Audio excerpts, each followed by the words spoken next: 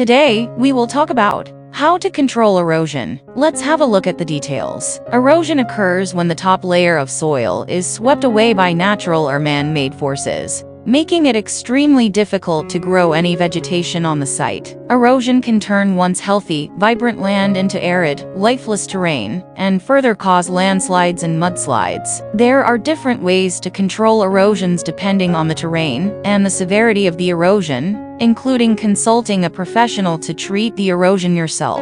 The first step is understanding erosion. Know about erosion. Erosion is a natural process that loosens and sweeps away soil and rock material. It is caused either by geological or man-made factors. Understand what makes erosion worse. Knowing about the factors that cause erosion will help you identify the source of your erosion and develop the best plan to control it. When people remove vegetation, disturb the soil, change natural drainage patterns, or cover the ground with surfaces such as buildings or pavement, this can also cause erosion. Before you cultivate your land or undertake any construction projects, assess your land for erosion potential. The second step is checking your land for erosion. Check your land often. By checking your land often, you will be able to see the early signs of erosion and act accordingly before the problem occurs or deteriorates. Look for signs of erosion. Go outside when it's raining. A heavy rain will indicate where the water is forming channels and washing away the topsoil. You need this information to know how to best protect your land from further erosion. Make a plan. The only real remedy for erosion is stabilizing the soil and returning it to its natural state. The key thing is to have vegetation on the land. Call the Soil Conservation Service to ask for advice. Natural Resources Conservation Service can be a great resource for developing an erosion control plan. The third step is using plants to control erosion. Plant emergency cover. Add a layer of mulch or brush mats. Mulches and mats will add a layer to your soil and help it retain moisture. They also promote an environment for starting and growing plants. Plant structural trees. This will also help prevent further erosion. After several seasons, when you're confident the area is stable, plant more permanent vegetation. The fourth step is using barriers to control erosion. If the erosion on your land is serious, you may consider using barriers to control erosion. It's best to consult with professionals on that matter. Choose the appropriate kind of barrier.